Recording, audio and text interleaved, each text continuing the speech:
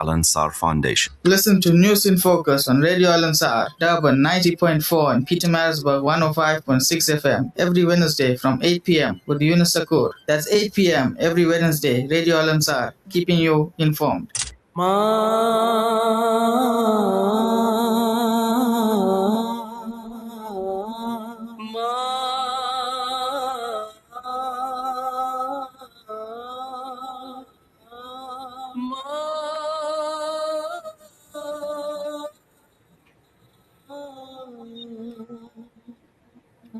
खुदा ने मुझको दिया माँ तेरी दुआओं से, माँ तेरी दुआओं से मिला है जो भी मिला, माँ तेरी दुआओं से, माँ तेरी दुआओं से, माँ तेरी दुआओं से जहाँ जहाँ भी गया दिल बिछाने लगे,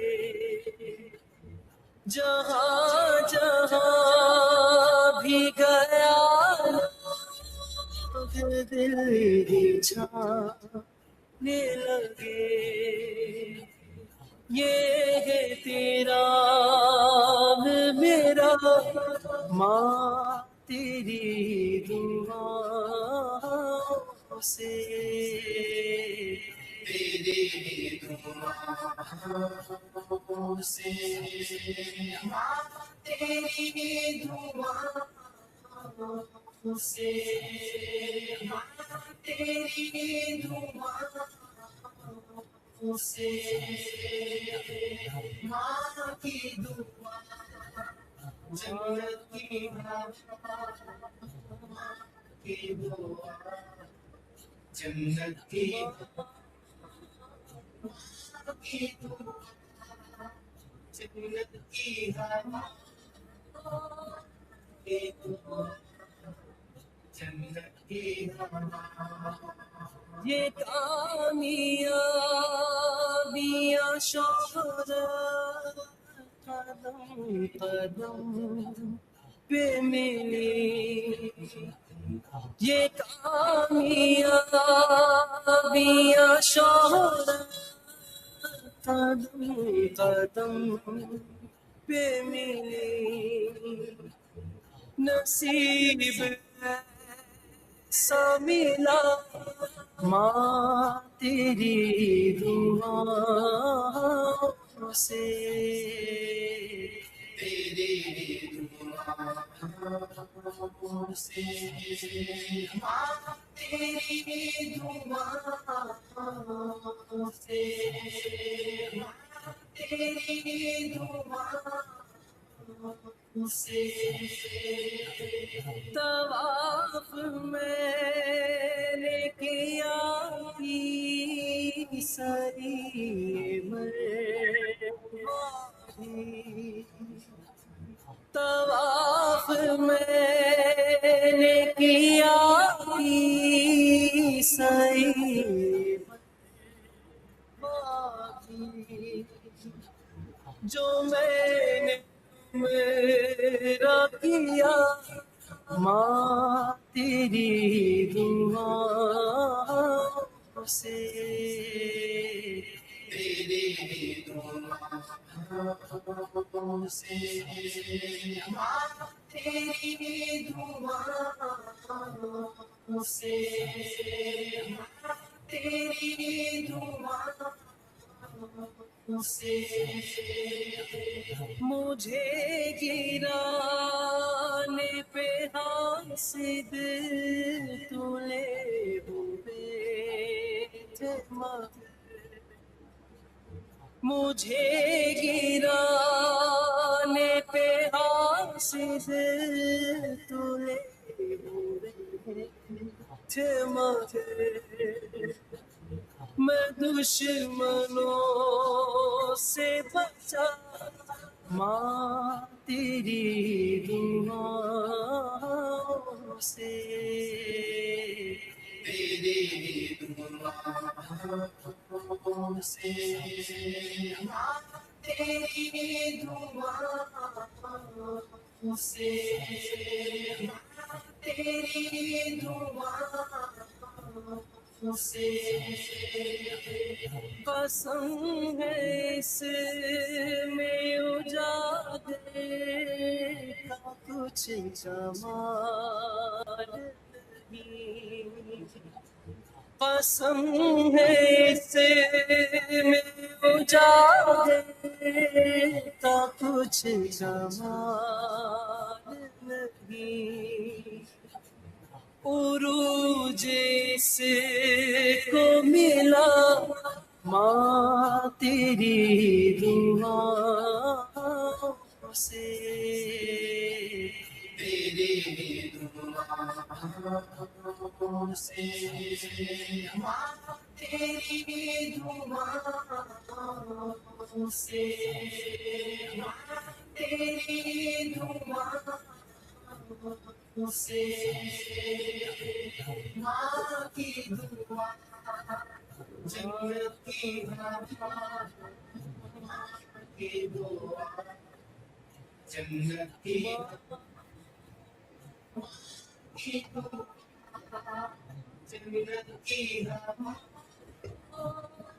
की दुआ जन्नत की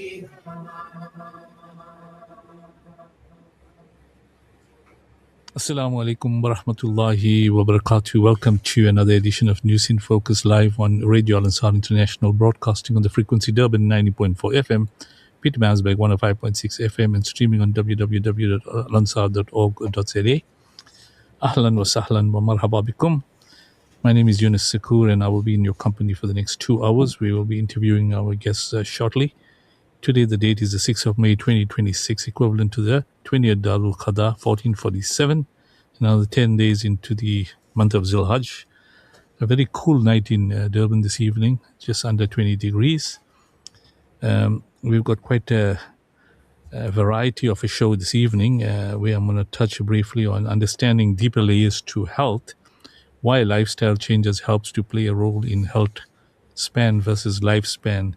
Now, this is a medical subject, but I thought, it's relevant for all our listeners out there, because sometimes when we fall ill, then we go for the Western medication, which is basically, antibiotics and the drugs that are related to a particular condition. And if there are chronic conditions like diabetes, high blood pressure, heart and the like, then doctors normally prescribe the conventional Western medicines. And so today we're going to chat with Dr. SEDICKA LASKERY. She's an integrative medical doctor. She hails from the beautiful city of Cape Town.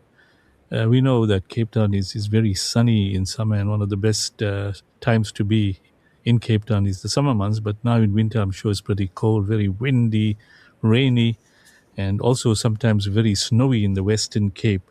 So we'll be interviewing Dr. SEDICKA LASKERY shortly, and she'll give us an explanation of how we can understand our health, our lifestyle changes, and how we can improve our health conditions rather than just relying on chronic medication and finding ourselves having side effects that can have serious problems going forward.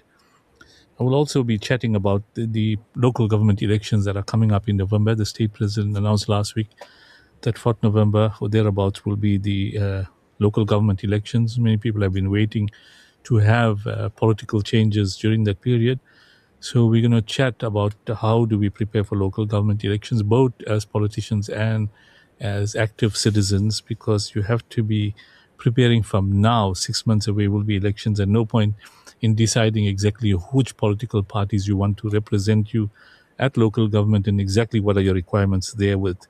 We're also going to chat about the impact of increasing oil prices on the economy. We know very well that in the Middle East, particularly in Iran, there's been a lot of tensions, particularly around the Strait of Hormuz. And recently there was a pause in the war, but Iran retaliated against some ships that were there at the Strait of Hormuz, and there's volatility there as well. So we'll chat and unpack that a little bit later. So we're going to immediately get hold of Dr. SEDICKA LASKERY. Dr. SEDICKA, Assalamu alaikum wa rahmatullahi wa barakatuh, and welcome to News in Focus live on Radio Al Ansar International. Wa alaikum assalam for having me here tonight. Dr. SEDICKA, I know that you are a medical doctor. You basically are now involved in integrative medicine, and you're combining that, the best in the conventional medicine and complementary medicine. You're also focusing on using integrated holistic interventions in the healing and prevention of medical conditions and to reach optimal balance. Now, the reason why I invited you on the show this evening is because a lot of our listeners, are suffering from different forms of illnesses, whether it's diabetes, which is quite common amongst the Indians, and there's also, sorry, we got a little bit of a vibration. I'm just trying to get it right. And also we've got a lot of other conditions that, trouble our people, not only in Durban, but throughout the country, whether it's heart, whether it's high blood pressure, kidney failure, etc. Now, in today's world, society find themselves developing chronic diseases more readily than before, and that is a known fact.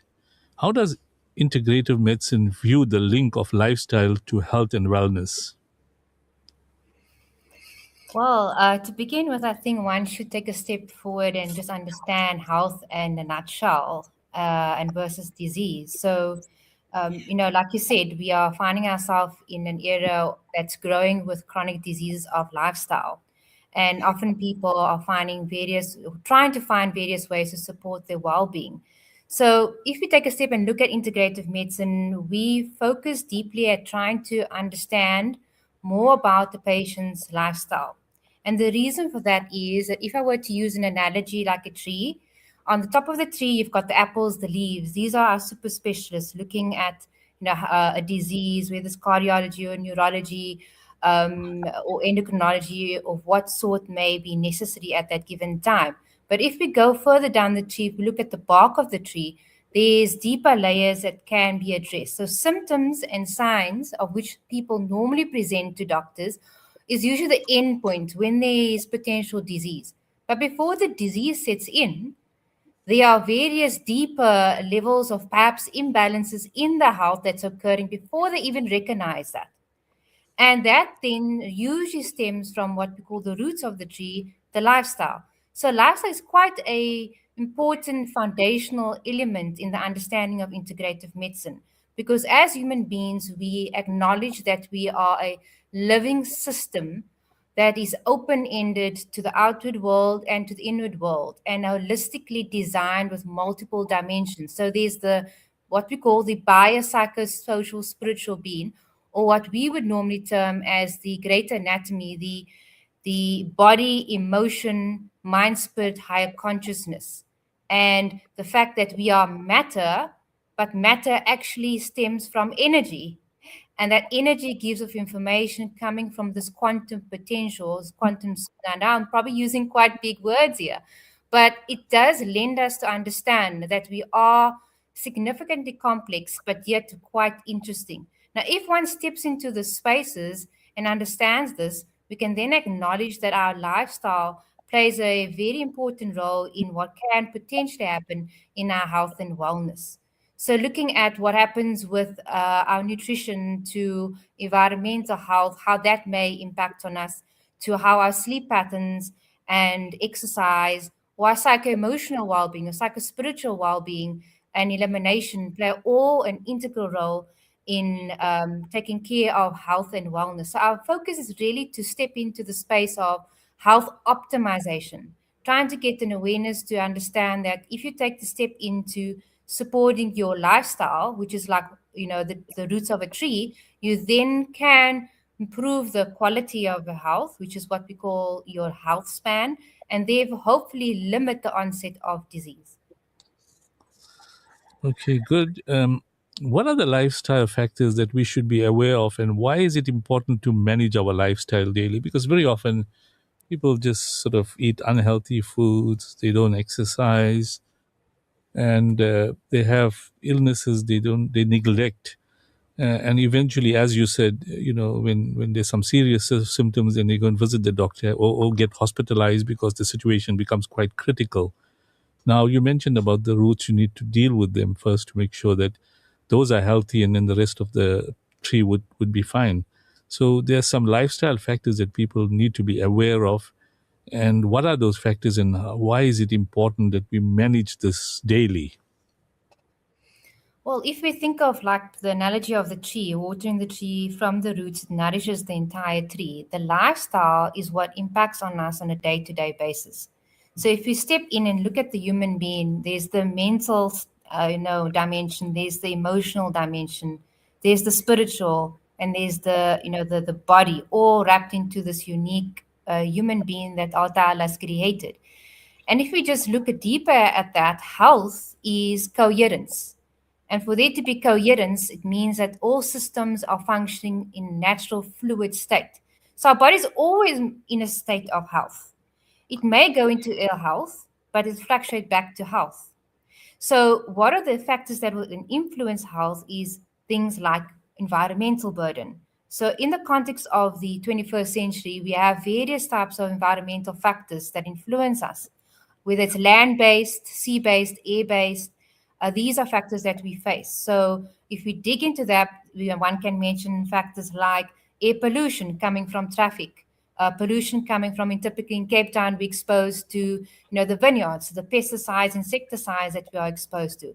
And the new age concern that we have is EMF radiation, electromagnetic field radiation, coming from whether it's cell phone towers or 5G or 4G or Wi-Fi electrification that actually impacts on our body and our well-being. So we can see just by looking at environmental, there are various things that we are exposed to on a day-to-day basis that can cause the systems to start finding themselves going into lack of coherence. And then if you look at nutrition, food has an impact in real time on our body. Food is medicine, like Hippocrates had said, and that is really, really true. We talk about epigenetics, which is the study of how our behavior, our environment, our lifestyle switches on or switches off our genes. So we all know we've got a blueprint called our genes. Now, we can't change that, but the epigenetics is like bookmarkers on certain pages of this book called your manual, your genetics. And it's able to impact on that. So, for example, if you have a very inflammatory diet, you can cause more inflammation in your body if you've got inflammatory genes. So, the nature of our food, the quality of our food, the quantity of our food, how we engage with our food, is it tayyib, is it halal? All of these factors need to be looked at because that impacts on our well-being from a nutritional level. If we take a look at exercise, like you said, people find themselves more and more in the 21st century very sedentary. I call this sitting, we find ourselves sitting more than what we should, whether it's in traffic, whether it's at our office desk, whether it's at home, people are sitting more. And I suppose through the COVID period, that became even more relevant. So movement is a very important element in health.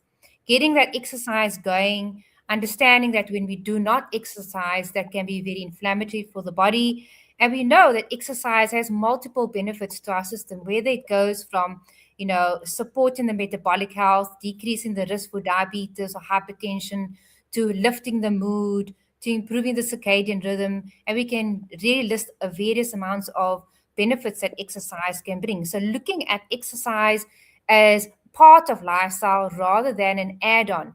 If you go back to the hunters and gatherers, they moved, they walked. They didn't have vehicles at the time. And because of that lifestyle, they lived a healthy way of living. Today, we have made technological advances that has its place, but does also have an impact on how we move as human beings. So exercise is a very important lifestyle factor that we need to address, and going into that element is what probably our society needs to look into. If we take a step into an area that I find usually fascinating, and that is the psycho-spiritual, psycho-emotional element. All of us living today experience various tension, may have traumatic histories, experiences that have taken place through our timeline. And the emotional element, the spiritual element of a human being, by far for me, is almost the crown of health. The state of your thinking can implicate the entire body. So, looking and understanding how our emotional context, how our mindset, how our spirituality, how our mental space is an important element for well-being. And when we ignore those elements, or we tend to, not pay attention to it, it does impact on the way we view life. It does impact on the decisions that we make in our life. The habits that we repeat all the time can impact on the lens that we look through in life. So the emotional, the spiritual elements are very important elements that play a role in our well-being. And then lastly, elimination, or which is what we call gut health. How well do we move our bowel movements, and how we eliminate toxins is really through that system of elimination. And if we look at all the elements that I've mentioned now, they're all quite unique in their own role. They're all part of what is normal, healthy living. Relationships and how we interact with people, which we call sociogenomics, the study of how our environment, community, relationships with people can have an impact on us. If we are within a relationship where there's a lot of conflict, it brings on a lot of inflammation. It switches on inflammatory genes. If we have a loving relationship, it does the complete opposite. It actually brings a sense of calmness and anti-inflammatory benefits. So we can see the roots of our lifestyle play a huge role in what can potentially, over a period of time, either take us down a journey of longevity and a health span, where we live a life that's a good quality of life, or it could take us down the road where we may face up with the development long term of chronic diseases of lifestyle. Siddika, just another question before we close up. You mentioned that, obviously stress and other factors in one's life can cause a problem.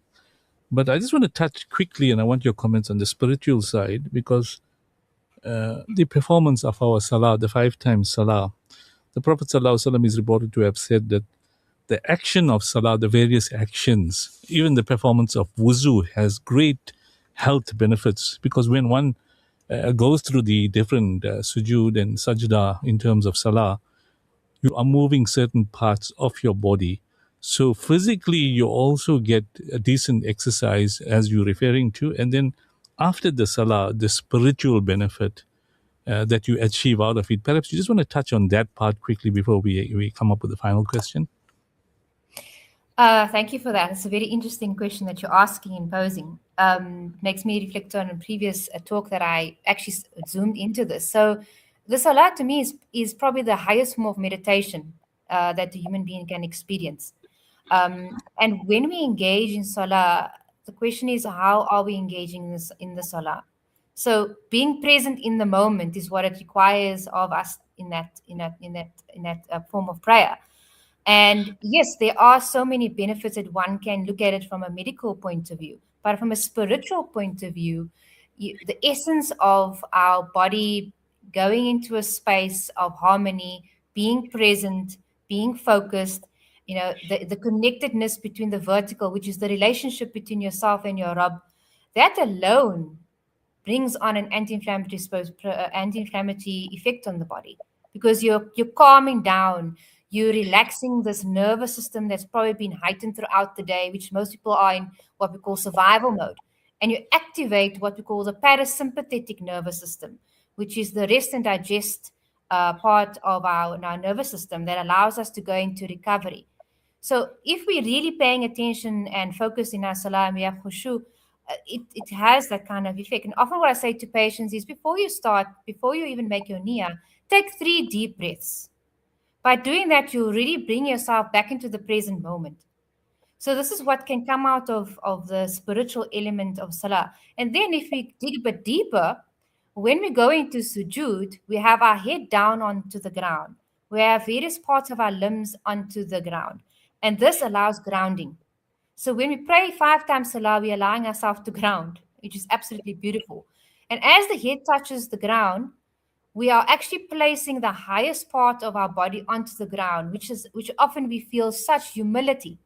But also we are allowing the thinking brain, which is the prefrontal cortex of the brain, to receive blood circulation through gravity to that area. And the prefrontal cortex is that part of our brain that allows us to have a gate of discipline. So it navigates, it allows us to use rational thinking, critical thinking. It allows us to control the ego that tries to dominate the process or our narrative of our life. So when you're in that position, you're actually giving back to that part of the brain good oxygen supply. You're calming down what we call the amygdala, which is the center of vigilance that senses for threat. And you, in that, in turn, then again support a sense of parasympathetic calming of the body, putting the body in a tranquil space. So the movements that we move through, if you are very present with that, you will feel the benefit of it spiritually, but you will also feel the effect on your body. So that is with the musculoskeletal system, the fascia, etc. So Salat is a beautiful, beautiful part of our life, as we know as Muslims. But if we really step into the psycho-spiritual, psycho-emotional element, and we allow ourselves to embrace it with that nuance, standing and being completely aware in taqwa with Allah Ta'ala, then we can actually benefit emotionally from it as well. No, it's excellent comments on that. I don't want to chat about the alternative medication to the traditional Western medication. That may take a lot of time because at this stage, it's a separate topic. But on another occasion, we'll chat to you, about that aspect. Just a final question. What pearl of wisdom would you like to leave us with today to our listeners? Well, I think in the society that we live in today, people are very overwhelmed with so much information, and people are seeking guidance and perhaps doing that through various platforms.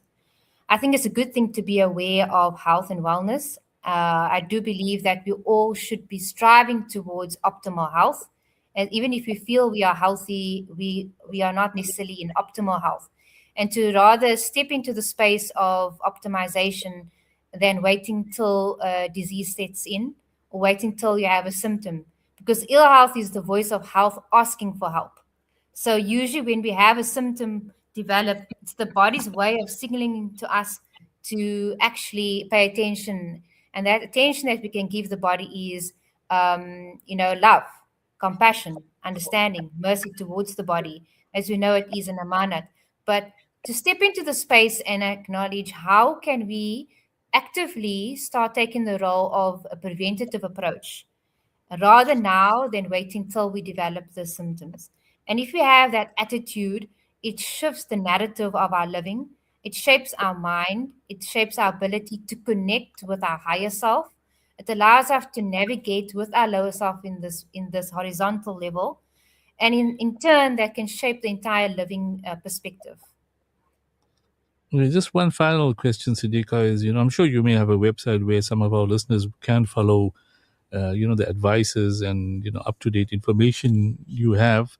Can you give us that website or maybe some numbers or contact details that our listeners can get in touch, to access information that you may want to share? Sure. So the practice name is Amethyst Spring Sanctuary. It's an integrative medical center. As you've said, we're based in Cape Town. Our website is www.amethyst, AMETHYST, spring.co.za, or they could contact the practice at the contact number of 076-929-0856. And we are always there welcoming to answer questions where we are able to do so. Okay. I think we must thank you, Siddika, for joining us and sharing some valuable information to our listeners, because very often when people are sick, they don't look at the underlying causes. They go straight for medication. There is a place for everything, but at the end of the day, if you control your lifestyle and you ensure that you live healthy and you do exercises, it will help going forward. All the best in your endeavors, Dr. Siddika, and inshallah we'll have you back sometime in the future to chat about alternative medication. Shukran for joining us. Assalamu alaikum wa rahmatullahi wa barakatuh. It's a pleasure. Wa alaikum salam. Take care. Okay, that was Dr. Siddika LASKERY. Basically, she's involved in integrative medicine, and obviously she shared with us some very valuable information, not necessarily to deal with medication, but with lifestyle changes. We'll take a short break, and inshallah, after the break, we'll continue with our program. At Amina's Wonder Spice, we know that many of you already enjoy the pleasure of cooking with our 100% pure ginger and garlic. Our unique masala paste have created a new dimension and variety to your dishes. For all these reasons and more, we've called it a Wonder Spice. Amina's Wonder Spice, creating a unique taste in a paste. Available throughout South Africa, neighboring countries, and also in the UK. Contact us on 031 577 5023 or www.aminaspice.co.za. Welcome to Simplex Radio. Visit our showroom for the full range of car audio. Our TV department carries top brands with quality LED panels, full HD to Ultra HD, and now the experience of Super Ultra HD. Visit our theater rooms and transform your home with brands like Onkyo, Integra, Denon, Boston Acoustics, Yamaha, and more for quality audio visual experience. Now available, full range of home appliances. A one-stop shopping experience. Call 031 306 4029 or Kenilworth Park, 202 Brickfield Road, Overport. Simplex Radio, the name you can trust. Get ready to elevate your fitness game at First Fitness in Durban's Berea. With a spacious free weight area, award-winning equipment, and exclusive ladies-only parking and training level, we've got everything you need to crush your goals. Hit the ground running on our outdoor track or unleash your inner warrior in our MMA and boxing dungeon. Plus, enjoy high security and ample parking. And don't forget to refuel at our halal coffee and health restaurant for the best in coffees, smoothies, and healthy eats. Join us today and redefine your fitness journey. First Fitness, dare to be extraordinary. The chaos and destruction in the Gaza Strip is beyond comprehension. Virtually everyone is displaced, hungry, and in urgent need of life-saving humanitarian support. The Al-Imdad Foundation has been working tirelessly to address the health, nutrition, and water needs of the population.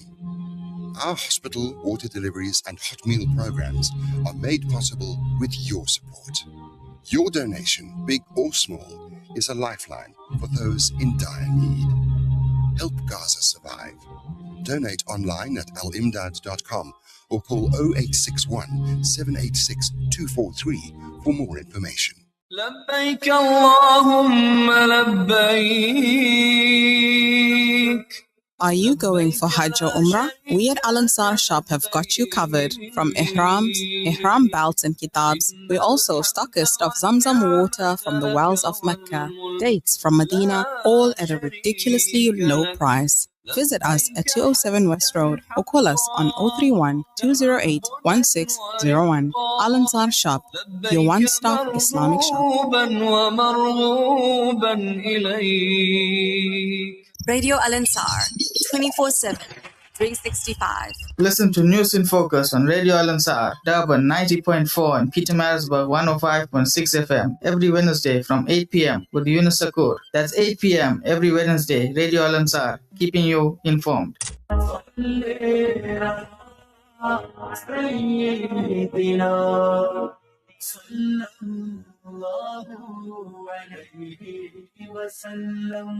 तमन्ना है शहरों का सरदार देखो Medina की गलियां वो बाजार देखो जहां भेज दी रब ने जन्नत बनाकर हबीबे खुदा का वो दरबार देखो तरसती हैं आँखें जिन्हें देखने को वो गुंबद वो जाली वो मीनार देखो गमों में गुजारी है ये जिंदगानी खुशी के वहाँ दिन मैं दो चार देखूं.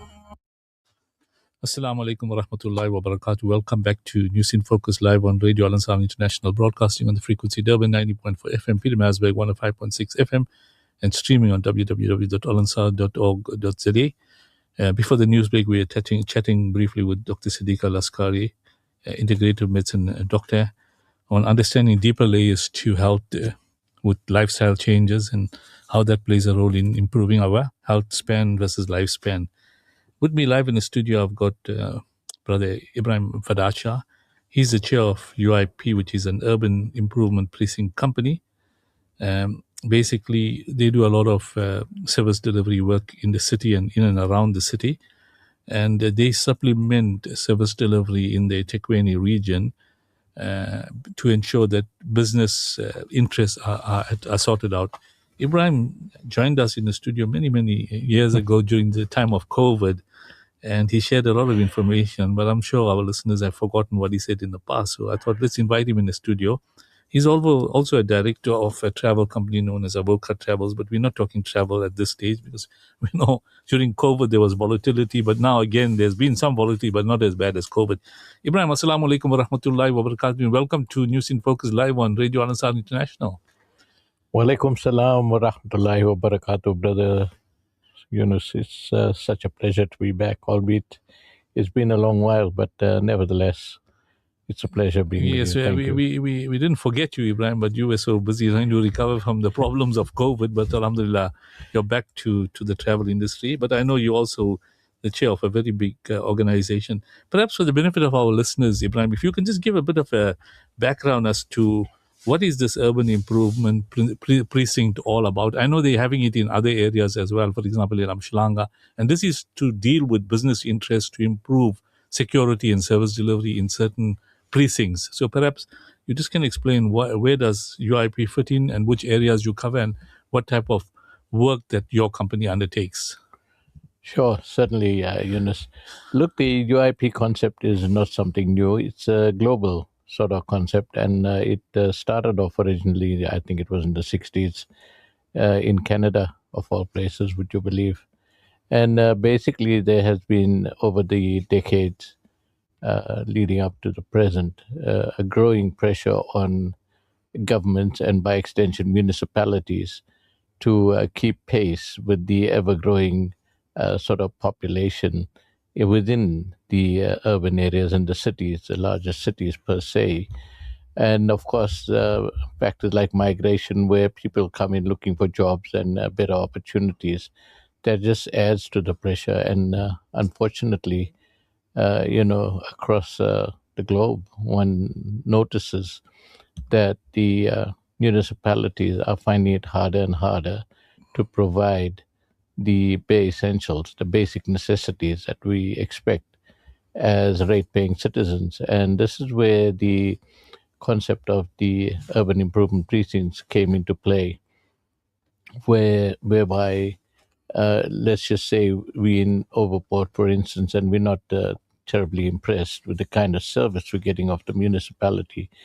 And you'll always get the ones that are the movers and shakers, the champions will come up and say, listen, Yunus, it's not happening here, what can we do? And they get together and they get consensus with more and more of the rate-paying citizens around the general area, and they agree that, hey, listen, it's time we did something because government's not doing anything. And, to see your property values being eroded day by day is not something that one looks at, very decently in that sense. And it leads to the formation of what is known as a precinct committee, where they say, okay, what are the objectives? We'd like a better lifestyle. There's too much of a litter around. There's not enough grass verges that are being cut. The lights are not working, potholes everywhere. And generally, there is that feeling of a lack of safety and security. And this is where they identify what is it that they actually would like to see have happen in their precinct or the area that they choose. Of course, it's got to be a demarcated geographical area. And it is just basically the property owners, that's why I say ratepayers, that pay into the city. And they form committee or a board or something to that effect. And there's two ways of doing it. I'll tell you why. The first one is by voluntary contribution over and above the rate you pay to the city every month. And there are pros and cons insofar as the voluntary contribution, because everyone thinks it's a brilliant idea, and the first few months come and everyone's paying, and you are able to sort of forecast to have integrated and the means to pay for it. And then after a few months that go, then you find some people falling off, you're not getting enough funds to sustain the operation, and that can become a challenge. The other one, and that is most recognized by municipality and of course the Constitution of South Africa as well, is the SRA concept, which is just another name for a UIP. It's called Special Rating Areas, where you pay an additional levy, an SRA levy, over and above the rates that you pay. And that is managed by the city itself. It comes as a line item on your utility bill, and it clearly shows you what you're paying every month insofar as the subscription, if I might use that word, to the UIP to deliver those top-up or supplementary services that can range from cleaning and greening, or having a dedicated team to remove the refuse or the litter. And all this is because the city's mechanisms to provide these basic services are not coping any longer. And of course, I think in South Africa, across the board, we have a unique situation where there is, shortcomings within the municipal departments themselves, as well as the fact that the majority of the work is outsourced to subcontractors. And now it varies from municipality to municipality across the country. But what we find here in KZN, eThekwini in particular, is that there is very little, if any, accountability insofar as the service delivery and the standard of work that is provided by the so-called subcontractors or the main contractors per se. And this is where the problems arise, where shoddy workmanship, and those that live in and around Durban will attest to the fact that there's issues with water supply. I mean, there's pipes bursting just about everywhere you look. The last one, just as I was coming to the studio on the corner of, I think it's Ridge Road near the atrium, that whole place is all dug up, and it just goes on. And no sooner do they fix it, the pipes burst 50 meters down the road, and so it goes on. And this is because of the fact that the infrastructure is historic, in the sense that most probably was laid, at the time of apartheid, and not much attention or finances were dedicated to renewing those systems. And this is where we are caught in a catch-22 situation, where we are losing water that I think the last count was 60% of all the water supply is being lost. And that puts a tremendous strain on everybody, and hence one has the unpleasant instances where you get astronomical water bills that are not related to what the consumption is. But having said that, the UIP company per se, it works in conjunction with the municipality, basically with the line departments, and to try and facilitate and speed up and fast track service delivery, where if one should, as an ordinary citizen, say your streetlights are not working, you can call the number that the public has to call, and they'll tell you, oh, well, it should be fixed within 10 days or something to that effect. And 9 times out of 10, that doesn't necessarily happen, and you're stuck with the problem. And the UIP has the ability to get in touch, cut through the red tape, and sort of hasten things and facilitate things because of the fact that they are dealing with departmental heads or team leaders and things like that, as opposed to the call centers. And if the precinct per se needs to have a security detail, then most times it is provided by CEDA registered companies, security companies. And because of the fact that the UIP is a non-profit and it's apolitical, the thing is we are mindful of all those aspects. And the thing is, we act in full compliance with whatever the municipal bylaws or the law of the country goes, insofar as complying with operations across the board. Thank you, Ibrahim. I want to bring in Samuel Kennedy here, who is online with us to join us this evening.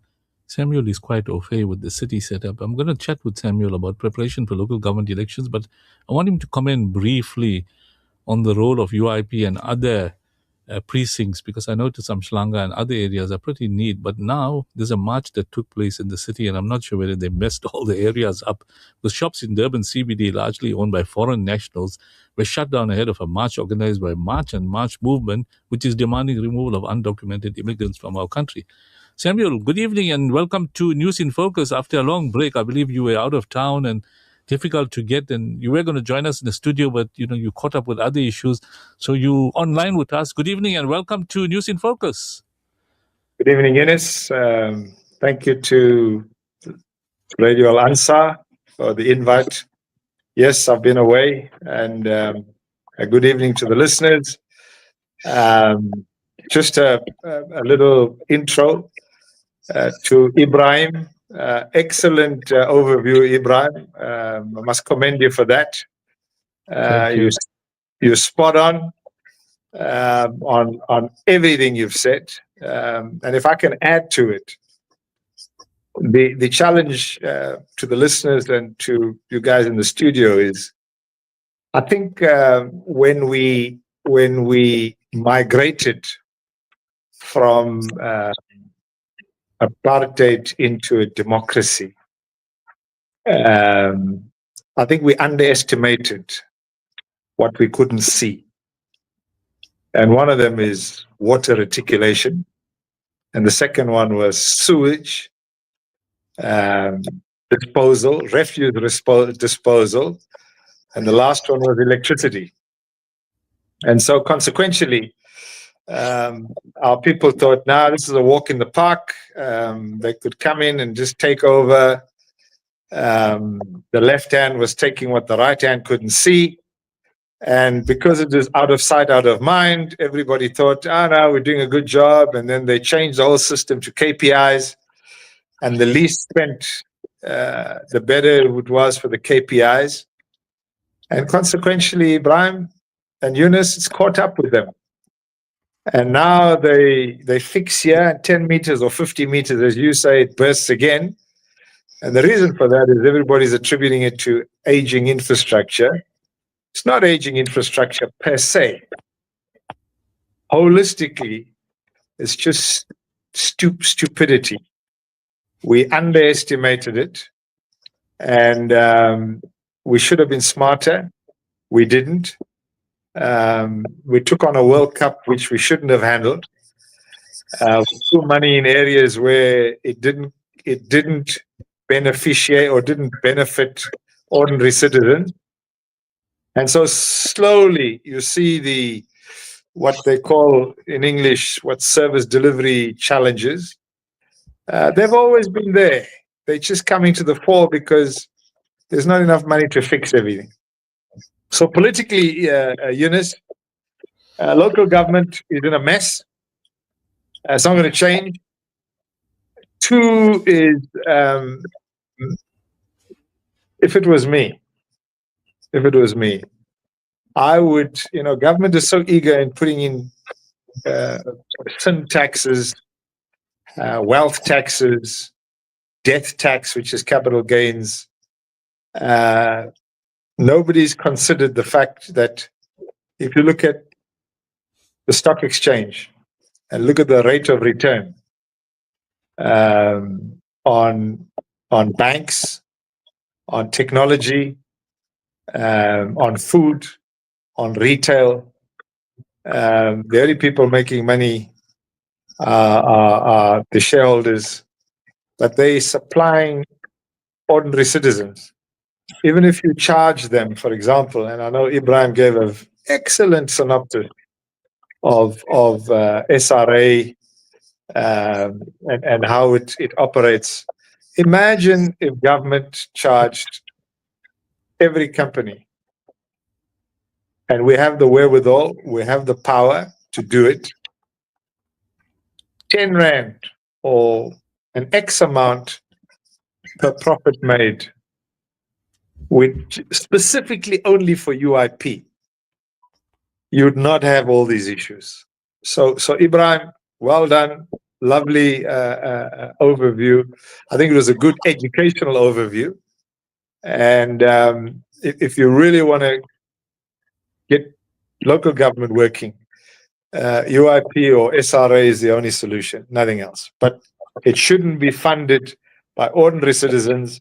It should be funded by the businesses that are making money out of those ordinary citizens. That's just my view. Sam, what we're going to do is we're going to go for the news break shortly, and we want to chat more about preparation for local government elections now that we know the date. And we're just going to do an analysis as to where we are, where we want to be, and how we're going to get there, knowing that there's enormous challenges when it comes to elections. And you and I chatted about this many a time, and a lot of listeners are saying, we want change, but would those change make the differences? Because who ultimately delivers are the personnel in the municipality and the politicians. So if they're not going to have a mindset change, even if we have an election and if the same old political parties are back in power, they're not going to deal with the inefficient officials. So what we're going to do is we're going to take a break for the news. We're probably going to ask you to switch off and then rejoin you around about 9:10. And then you can engage together with Ibrahim ourselves, and I think Hassan will join us, and we'll have a jolly good discussion analyzing exactly in the next 6 months, how do we manage the process, and we're going to have further programs going forward. So until then, Sam, we'll have a chat with you later. We'll go for the news break. Thanks, Yunus. Thank you. Radio Ansaar, 24/7, 365. Informative Islamic Global Perspective. This is Ansaar News.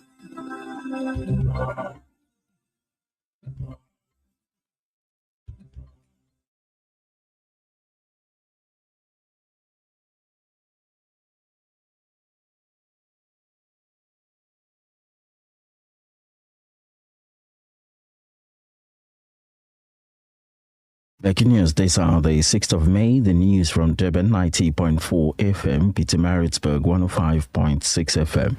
Foreign nationals in Durban reject claims linking them to criminality. Mary Kimonina.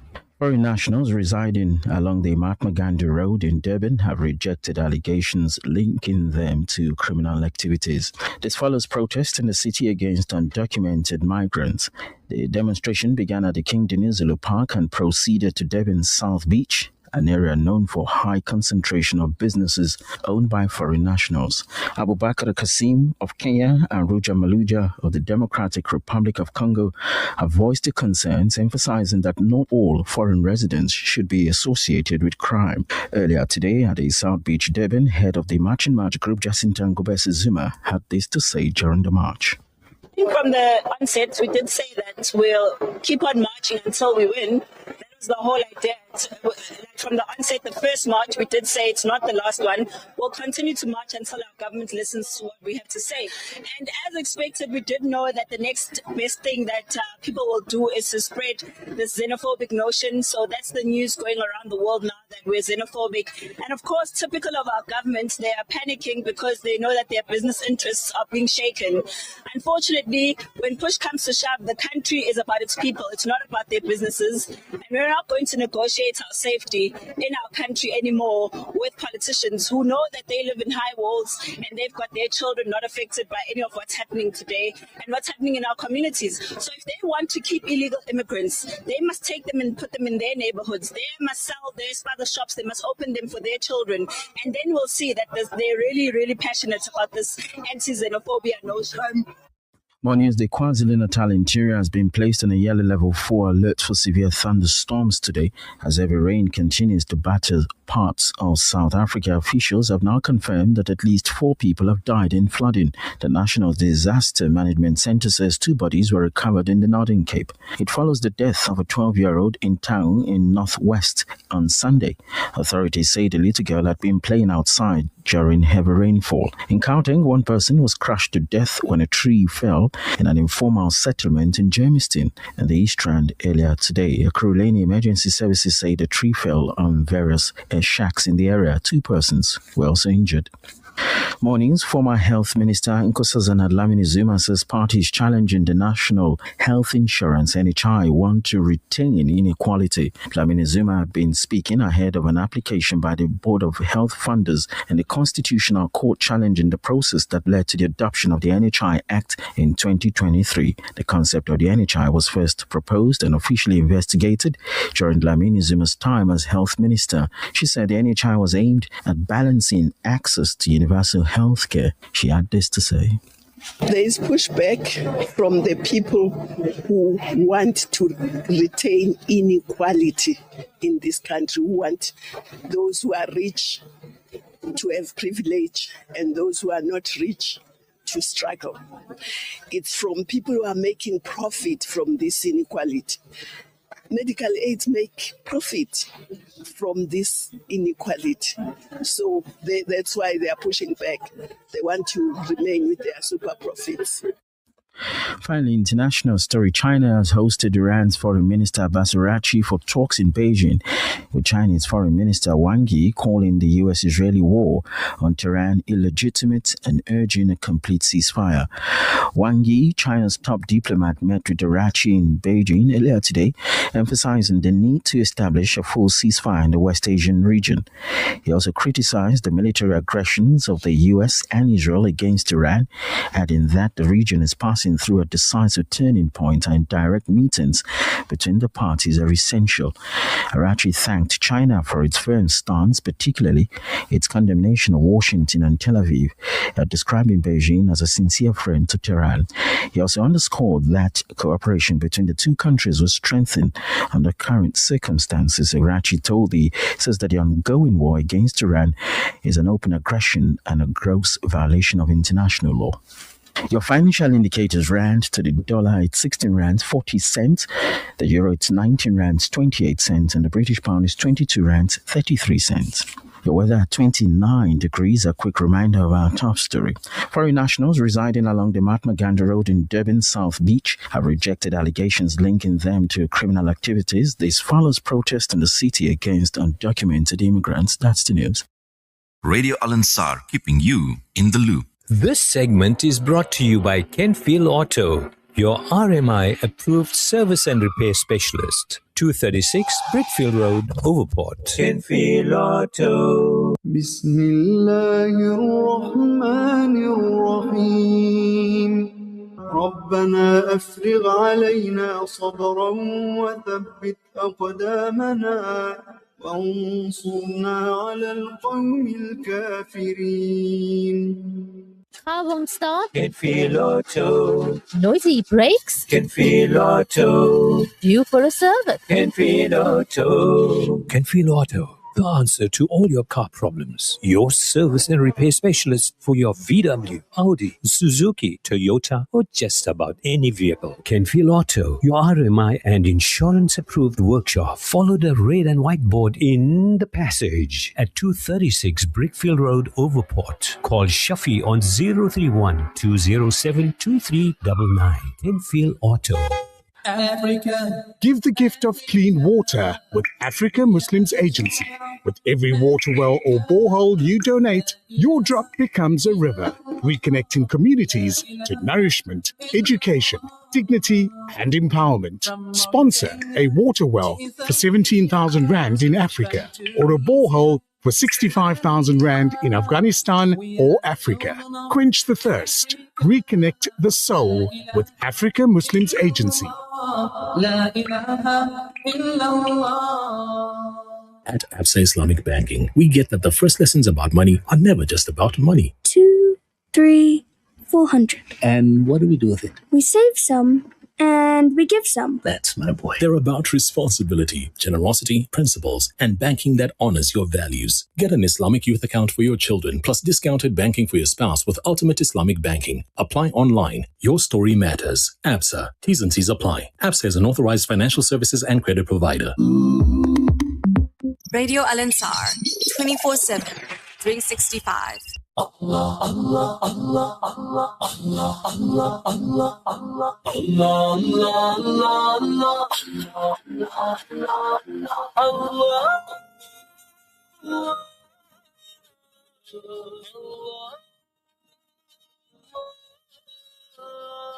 تنہا ہوں میں اور امتحان لاکھوں تنے ہیں سامنے، بیٹھا ہوں میں مایوس کن، آئے نہ کوئی مجھے تھامنے۔ اللہ اللہ تو میری سن لے صدا، حسبنا اللہ ونعم الوکیل، حسبنا اللہ ونعم الوکیل، حسبنا اللہ ونعم الوکیل، نعم المولى ونعم النصير، حسبنا الله ونعم الوكيل، حسبنا الله ونعم الوكيل، حسبنا الله ونعم الوكيل، نعم المولى ونعم النصير، حسبنا الله ونعم الوكيل، نعم المولى ونعم النصير۔ معیوب ہوں تیرا کرم پردہ رکھا، عزت بھی دی بڑھ کے دیا اوقات سے، دولت بھی طاقت بھی اور وقت بھی، کر دے خطا ہر معاف تو، فہرست اسیاں کو چھوڑ دے۔ اللہ اللہ تو میری سن لے صدا، حسبنا اللہ ونعم الوکیل، حسبنا اللہ ونعم الوکیل، حسبنا اللہ ونعم الوکیل، نعم المولى ونعم النصير، حسبنا الله ونعم الوكيل، حسبنا الله ونعم الوكيل، حسبنا الله ونعم الوكيل، نعم المولى ونعم النصير، حسبنا الله ونعم الوكيل، نعم المولى ونعم النصير۔ رنگینیوں خود غرضیوں میں ہے گزاری یہ عمر، ہے آرزو بس ایک یہی کر دوں تیرے نام شام و سحر، تسکین دل حاصل کروں رخ اپنی جانب تو موڑ دے۔ اللہ اللہ تو میری سن لے صدا، حسبنا اللہ ونعم الوکیل، حسبنا اللہ ونعم الوکیل، حسبنا اللہ ونعم الوکیل، نعم المولى ونعم النصير، حسبنا اللہ ونعم الوکیل، حسبنا اللہ ونعم الوکیل، حسبنا اللہ نعم المولى ونعم النصير، حسبنا الله ونعم الوكيل، نعم المولى ونعم النصير۔ لب پہ رہے ذکر و دعا اور تجھ سے میں ڈرتا رہوں، کر کے عمل قرآن پہ جنت کی راہوں پہ چلتا رہوں، خدمت کروں اسلام کی پچھتاوے کا غم توڑ دے۔ اللہ اللہ تو میری سن لے صدا، حسبنا اللہ ونعم الوکیل، حسبنا اللہ ونعم الوکیل، حسبنا اللہ ونعم الوکیل، نعم المولى ونعم النصير، حسبنا اللہ ونعم الوکیل، حسبنا اللہ ونعم الوکیل، حسبنا اللہ ونعم الوکیل، نعم المولى ونعم النصير، حسبنا اللہ ونعم الوکیل، نعم المولى ونعم النصير۔ روتا رہا سجدوں میں جو دل میں لیے امت کا غم، پڑھتا رہوں میں تحفتاً اپنے نبی پہ درود ہر قدم، ہو روح جب تن سے جدا جنت کی جانب چلے دوڑ کر۔ اللہ اللہ تو میری سن لے صدا، حسبنا اللہ ونعم الوکیل، حسبنا اللہ ونعم الوکیل، حسبنا اللہ ونعم الوکیل، نعم المولى ونعم النصير، حسبنا اللہ ونعم الوکیل، حسبنا اللہ ونعم الوکیل، حسبنا اللہ ونعم الوکیل، الوكيل نعم المولى ونعم النصير حسبنا الله ونعم الوكيل نعم المولى ونعم النصير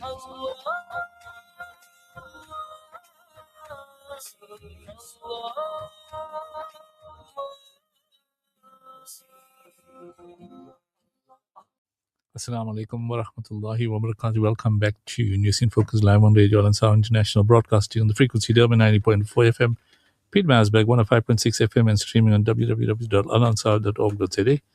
Before the news break, we were chatting briefly with Sam Kennedy as well as Ibrahim on the situation, the volatility in town, the UIPs, etc. Obviously, in the city area, the march, affecting the foreign nationals had an impact. Shops were closed, and obviously there are concerns by the neighboring leadership of the African countries.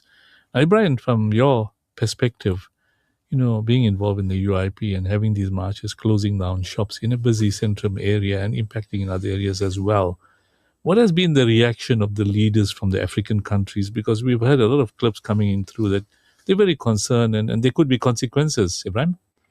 Yeah, you're quite correct in saying that, Brother Yunus. The thing is, they say it takes two to tango. Our people can go out there and do what they are doing, right, which is not something that should be tolerated or sanctioned in any civilized sort of country or city.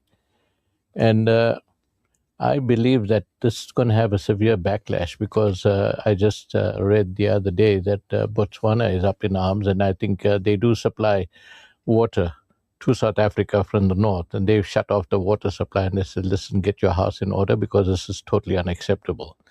Also, I think today the president of Tanzania, a woman, and she said very clearly she's going to give our people that are in Tanzania 72 hours to get the hell out of there. So the backlash is already starting and it is being felt. And I believe that, yes, we have a crisis on our hands, but the thing is now we cannot take the law into our own hands and go out there and start closing down people's businesses. And who's to judge at the end of the day? Can I just step up to you and say, listen, Yunus, you're from Timbuktu or wherever the case may be, and you are here illegally. What proof have you got? None whatsoever. So even those that are here legitimately, whether they're being refugee or whatever, skilled or whatever it is, the thing is we are in no position to judge that. Yeah, it's a nasty situation, I admit, but the thing is at the end of the day, we don't cover ourselves in glory insofar as going out there and being industrious and trying to find proper jobs instead of sticking out a hand every time and having that culture of, entitlement everywhere. So I think the government has got to act positively and rather swiftly, first insofar as addressing the concerns of the foreign governments and getting the police and home affairs and all the other structures into place to try and nip this in the bud. Because just now somebody's going to get killed out there in the street and there's going to be hell to pay thereafter. So it is a volatile situation and not something that is welcome. And the thing is, I don't think it'll augur well for the ANC party, seeing that elections are just down the road in November. So they've got a hot potato on their hands, and they should assume full responsibility for creating the situation, by having, porous borders, having immigration officials and others in government structures that are so corrupt. It's just unbelievable these days. Sam, I want to bring you in before I bring Hassan in. You and I chatted about the borders where these immigrants are coming in, whether it's from Nigeria, Congo, Zimbabwe, Malawi, Somalia, Ethiopia, India, Pakistan, Bangladesh, and the list goes on. Now, these immigrants are coming in and they're taking over certain portfolios, like, for example, technical work. A lot of them are good artisans, plumbers, electricians. They learn the trade and they're beginning to compete with industry. And many of them are citizens of the country. Like other parts of the world, a lot of them have settled in South Africa. Now you're getting this unrest. It's having a huge impact in those countries. I sent you a clip from a leader in Zambia that has indicated clearly that, wake up, South Africans, you guys are quite lazy. You got a big problem out here. You've got jobs and you're sitting in those jobs doing nothing and getting paid. Our people have went out there. They're working hard. they're improving service delivery, and now you guys have got the audacity of getting rid of them. And he further cited that during the apartheid days and struggle, the leadership of those African countries welcomed our people from South Africa that were seeking refuge in those countries, and the leadership supported them to fight against apartheid. And here you got a situation where there's reverse apartheid. Sam, you want to comment? Yeah, thanks, Yunus. And again, sort of a good evening to the listeners. Just a couple of things so I can just respond to Ibrahim.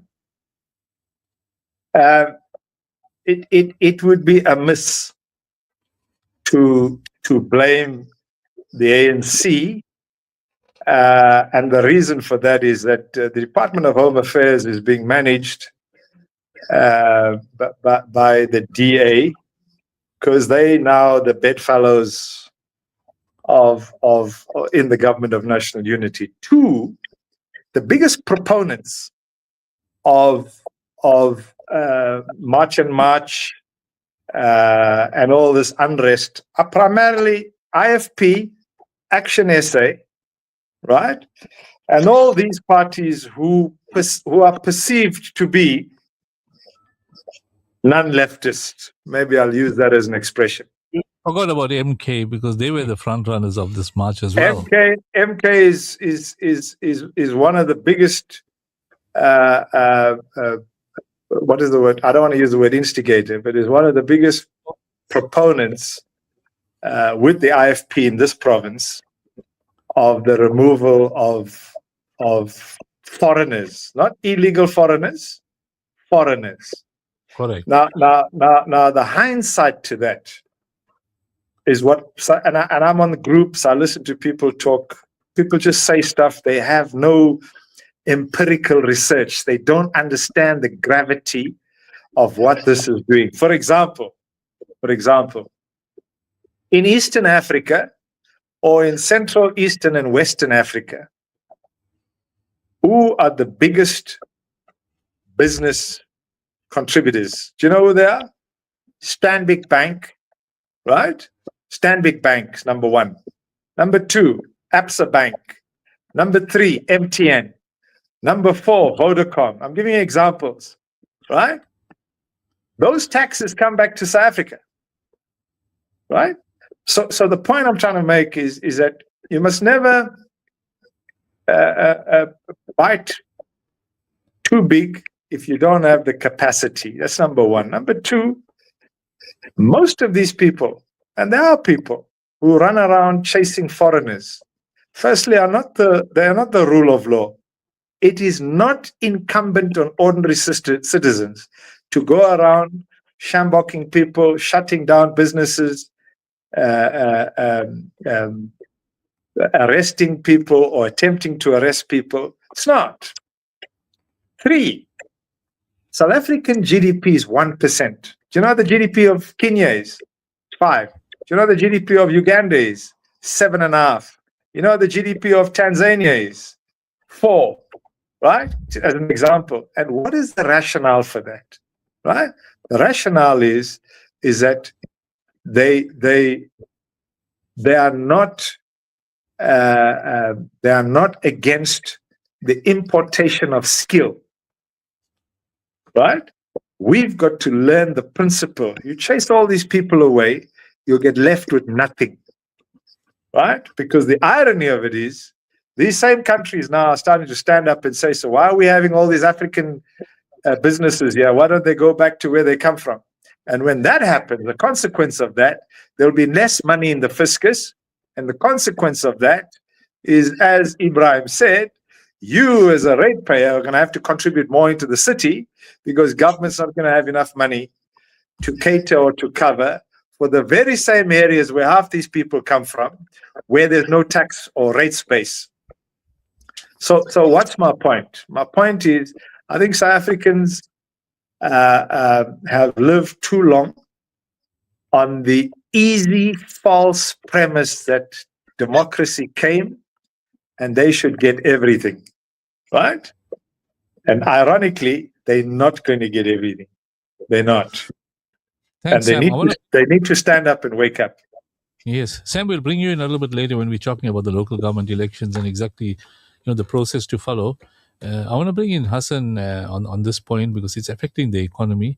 Hassan, assalamu alaikum wa rahmatullahi wa barakatuh, and welcome to News in Focus. Wa alaikum salam wa rahmatullahi wa barakatuh. Hassan, you heard Ibrahim talking about the impact on business and other related issues with these marches. I mean, the city has been shut down on 2 or 3 occasions in the last few weeks with these marches. And as Sam said, you can't take the law into your hands. And what is SAP doing about it? We spoke about security, and they seem to be pretty slow. And, these type of things the law cannot take its own cause by citizens, and it is marching and bringing the city to a standstill.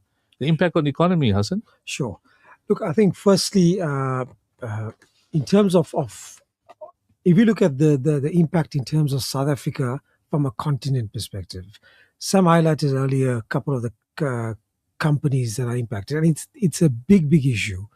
If you look at, for example, MTN, the Nigerian Senate yesterday was talking about revoking MTN's license. Or members of the Senate were talking about revoking MTN's license. MTN is the biggest telecom operator in Africa. It is one of the most profitable telecom operators in Africa. And it repatriates a significant amount of money back to South Africa, to South African shareholders. A major part of their shareholder base is South Africans as well. It has an impact. If it's viewed as foreigners like the Nigerians or Ghanaians or whoever it may be are being attacked, South African companies will face massive, especially our banking sector, our telecommunication sector will be impacted. Secondly, think about also our mineral exports that get out of this country. We use Maputo substantially for many of our exports. If you look at things such as our coal, our chrome, Maputo is our biggest port, not ours, but is the biggest port for our chrome producers in terms of exports to China. One of the biggest ports in terms of our chrome exports into China. Secondly, coal goes out of there. Thirdly, related products related to iron ore go out of there.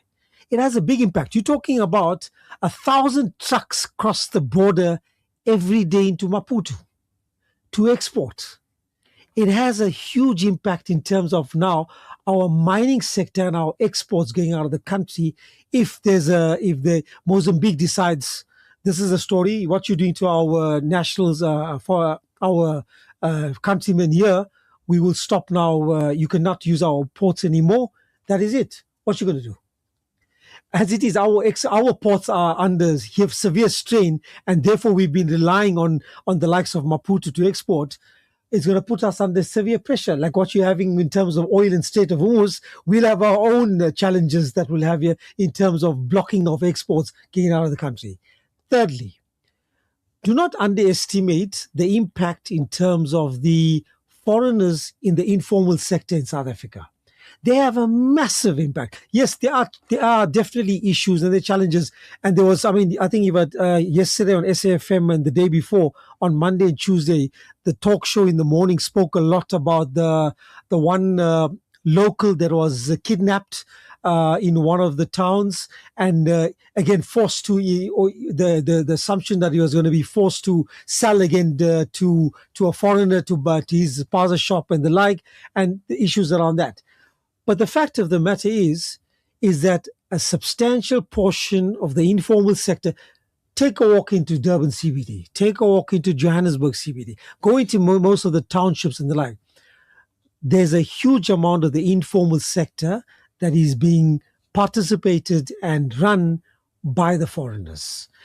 Look at the Somali, whether it's the Somalians and so they may not be contributing to taxes, and that's a big issue still. And that is something where we need to formalize a lot of the informal sector in terms of bringing them into the loop and bringing them into the tax bracket so that at least they're contributing a lot more to the fiscus. But they are contributing in other ways. Other ways by where you are finding that they are buying from suppliers.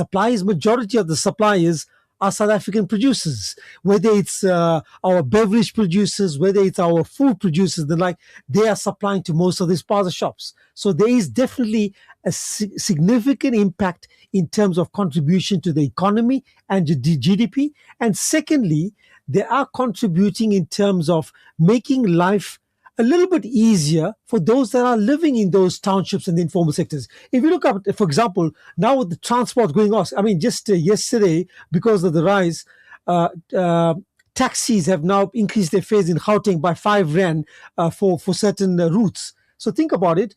If you're living at least close to a spaza shop, it saves you the trouble of going to a township mall and the like, paying the transport costs. You've got a spaza shop around the corner. You purchase from there. There's also the convenience around it. Yes, they've got, not saying there's no challenges around that. You know, we've had challenges around expired stock and those issues, the like. But they have made a positive net contribution in terms of the economy, and they made a net positive contribution in terms of making it easy and convenient for society. If this continues, it has firstly, it's a direct impact to the economy because the shops are closed and you will see a related impact coming through. But secondly and importantly, there's a negative impact in terms of South Africa and investor confidence.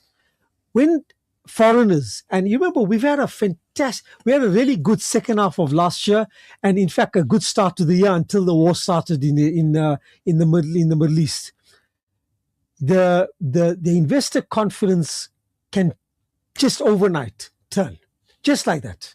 You just need one major incident, whether it's in the CBD or wherever it may be, of a huge riots and the like that take place, and things can turn overnight. Our rand will come under pressure. You'll find foreigners holding back, and overnight things can change for us and our country. On the back of where we've had a good turnaround in the last year, it can turn around negatively very quickly.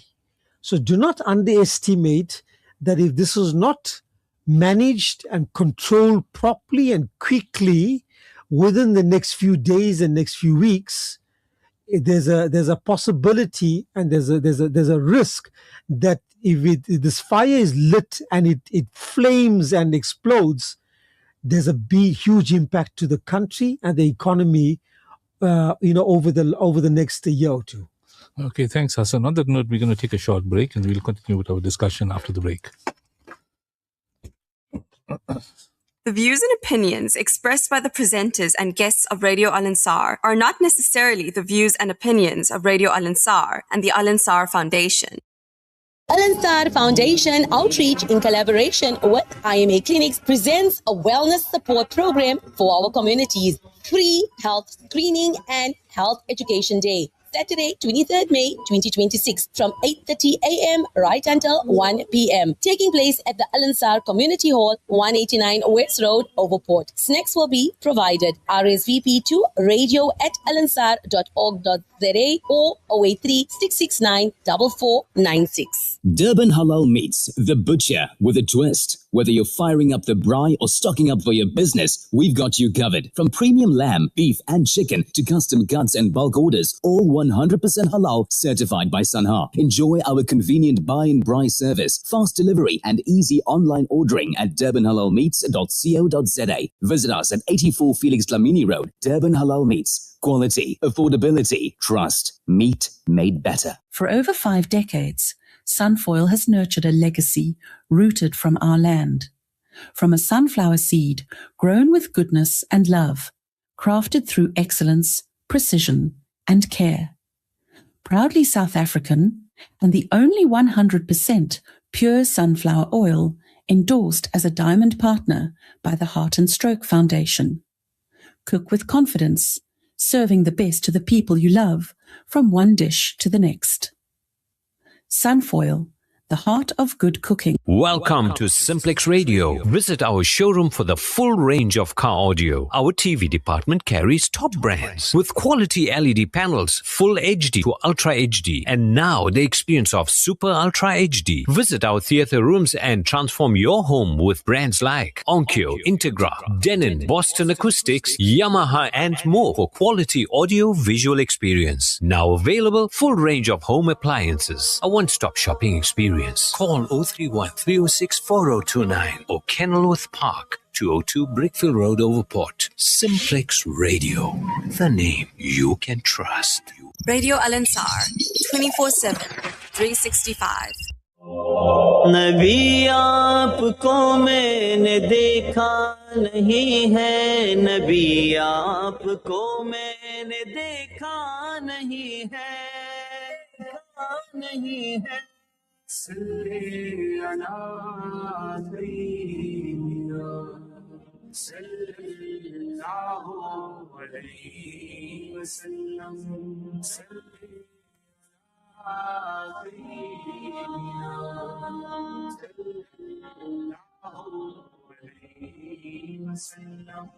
ये बात सच है, हकीकत यही है, नबी आपको मैंने देखा नहीं है, न दौरे मोहम्मद में पैदा हुआ मैं, न साथी सफर का कभी बन सका मैं, न आका की आवाज तक सुन सका मैं, न गज़वात में मुशरिकों से लड़ा मैं, न हिजरत की लज़्ज़त हुई मुझको हासिल, न हो पाया अंसार की सफ में शामिल। नबी आप जिस दम थे गारे हिरा में, कोई ज़ादे रावी न पहुँचा सका में, नबी आप जिस दम थे सोरो हिरा में, कोई ज़ादे रावी न पहुँचा सका में, मगर सच है ये भी कसम है खुदा की, मोहब्बत मुझे आपसे है नबी जी।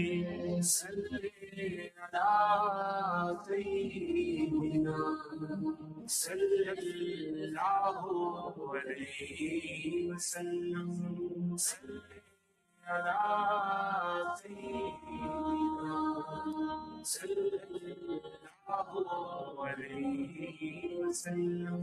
मुझे आपके घर से दर से मोहब्बत, सफर से मोहब्बत, हज़र से मोहब्बत, मुझे आपके हर पहर से मोहब्बत, हर एक रास्ते राह गुजर से मोहब्बत, ईमाए शक्कुल कमर से मोहब्बत, दकन से दहन से नजर से मोहब्बत, नबूवत की जिसने गवाही दिया था, उस कोह से उस हजर से मोहब्बत, ये बेढंग सी मेरी मोहब्बत का तोहफा, क्या उसकी इजाबत का है कोई रास्ता, क्या उसकी इजाबत का है कोई रास्ता। सल्ले अला सय्यिदना सल्लल्लाहु अलैहि वसल्लम, सल्ले अला सय्यिदना सल्लल्लाहु अलैहि वसल्लम। नबू बकर सामे रफीके सफर हूँ, न उस्मान व हैदर हूँ, ना मैं उमर हूँ, न तल्हा न हमजा सईद व साद हूँ, अनस जैसा खादिम न खालिद असद हूँ, न मैं इब्न औफ व जुबैर व उबैदा, न मैं हूँ जाना मादो कतादा, न अरकम न अखनस बिलाल और यहिया, न मिसले यसार और यासिर न याला, मैं इन सब के कदमों के ज़र्रों का ज़र्रा, मगर नबी आपका हूँ मैं शैदा, मगर नबी आपका हूँ मैं शैदा। सल्ले अला सय्यिदना Assalamu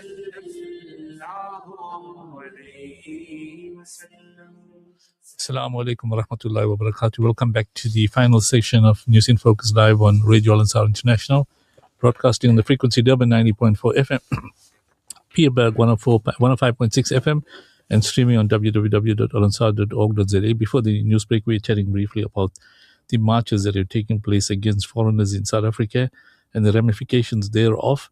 My guest mentioned there's various implications and it's impacting seriously on the relationship between South Africa and indeed Africa and other parts of the world, because these foreigners have come into the country through the borders. Some of them are South African citizens, some of them do have permits, and they adding to the economy of the country and adding value, because a lot of our locals, are not making the cut. And we can see from service delivery in the municipalities that there are serious problems. Now, we just briefly want to chat. We've got the last half an hour to chat on the preparation for local government elections and also the impact of oil prices on the economy, which Hassan will give us a feedback later on. But I've got Samuel on the line, and this is his favorite subject. The election date has been announced for November this year, and various political parties are preparing, to do electioneering and obviously working out strategies as to how to have leaders ready to stand for elections in the various 110 wards in eThekwini and indeed in other provinces. And then this is when you find people waking up and coming from the woods, etc., and indicating that their party can deliver X, Y, and Z when they were in government and nothing has happened. Sam, I want to bring you in quickly now. This is our favorite subject. We spoke about national and provincial elections. The performance of MK as an outsider, they surprised everybody. How do you see the preparation of local government elections going forth in the next 6 months? Do you think the same political parties will start making provinces, or will you see an improvement of service delivery to create an impression that those parties that are governing the different municipalities have delivered? What is the reaction? How do you foresee this thing playing off between now and November? Two things, Yunus. One is, if I can just say this, which I'd omitted. South Africans or listeners need to know, for example, that at least between 20, and Hassan can corroborate or confirm that, at least 20 to 30% of electricity that we get in South Africa comes from Cabora Bassa. Hydroelectric comes out of Mozambique.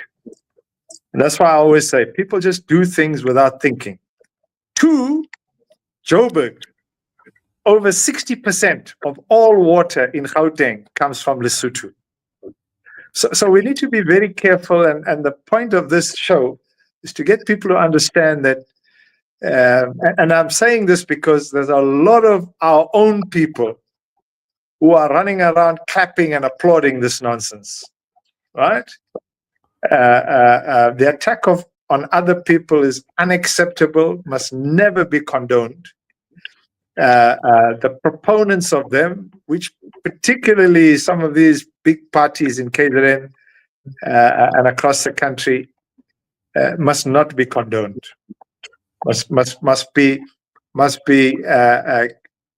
given the contempt it deserves, because they'll do that.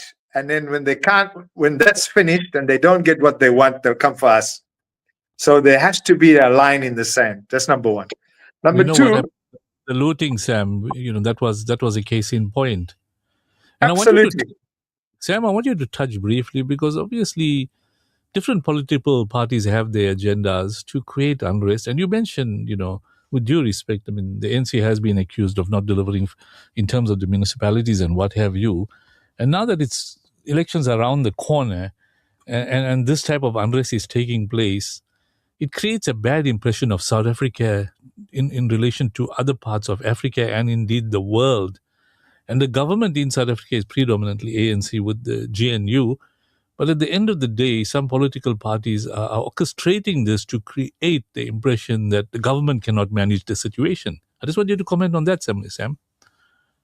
Look, let me tell you the proponents or the protagonists, the people who are causing the most instability in this country, and they want to do it at all costs for political expediency. In other words, they're aiming for political power, even if it means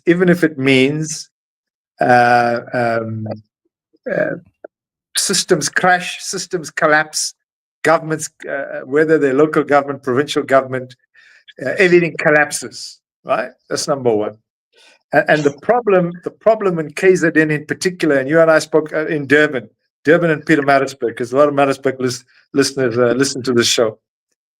The problem with the two big cities in KZN, half of them are sitting on the fence. In other words, they'll go where the wind blows.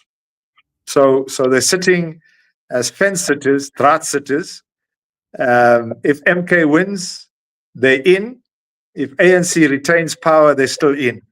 That's number one. Two, you have the likes of Action SA, which has become a real serious threat to freedoms and rights of individuals, right? And then you've got MK, which behind the scenes would appear to be stoking the flames. But what is surprising is the IFP. The Premier has been on the Premier himself, who I know very well.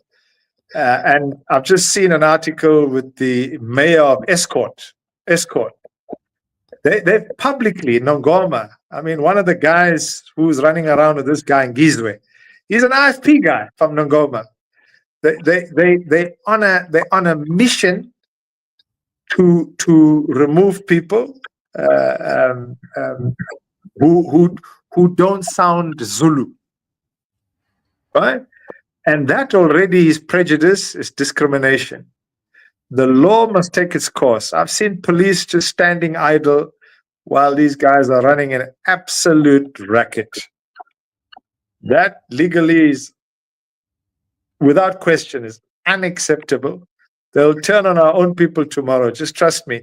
They'll do what they did in the riots of 2021, and it has to be stopped. It can never be condoned. Whether they come in 10,000 or whether they come in 5,000, the law is there to protect the dignity and the rights of ordinary human beings in the country. If they came in illegally, that's another matter. That is a matter for the state to take care of. These individuals are not owners of the state. The state has not transferred law enforcement to these people. It's unacceptable and it can never be condoned. So those political parties who, for the sake of political expediency, who are only interested in political power, whose only objective is lies and empty promises, those are the guys you need to be careful of. And unfortunately, our own Indian brothers, our own colored brothers and sisters are clapping for this nonsense. And then when they go to Phoenix, or they come into Chatsworth, or they go to Newlands East, then we got a lot to say.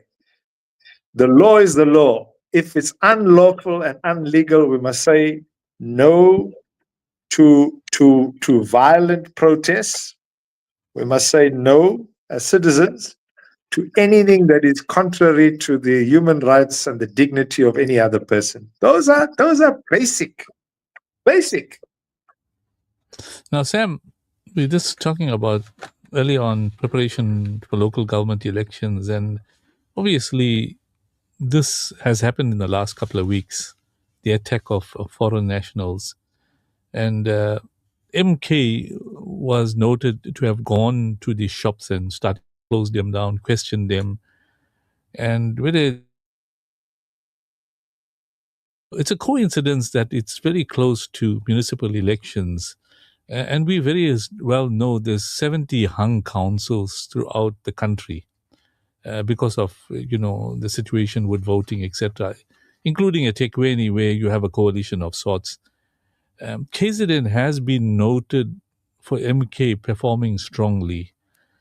Now, leading up to local government elections, isn't this part of a ploy over and above the poor service delivery, a ploy to create instability amongst the voters in the different provinces? Look, I think. Thanks, Yunus. I think, and I'll say it in as best alphabetical order as I can. Action SA has become a wolf in sheep's clothing, right? And so is the Patriotic Alliance, who started this nonsense of Abahambe. MK, we know for a fact that in Pietermaritzburg, their labor desk has been shutting down, particularly Muslim-owned companies, right? I've had many reports. People phone me and tell me and show me videos. Yet, ironically, the former president, Jacob Zuma,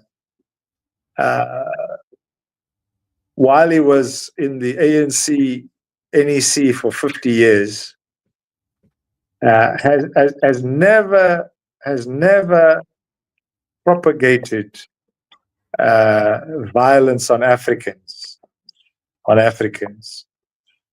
but is very muted on the behavior of his own followers. His party has not come out publicly and said, we denounce. Nothing. Very important point. Nothing. But let me just add a qualifier. It just so happens, and it's very strange, that former President Zuma and his team have very conveniently and expediently behind the scenes made KZN ungovernable. And why? Because they want to remove the ANC from power, right? And for me, I'm saying, and I'm taking you back to why local government is failing, right? But let me add another qualifier to the IFP.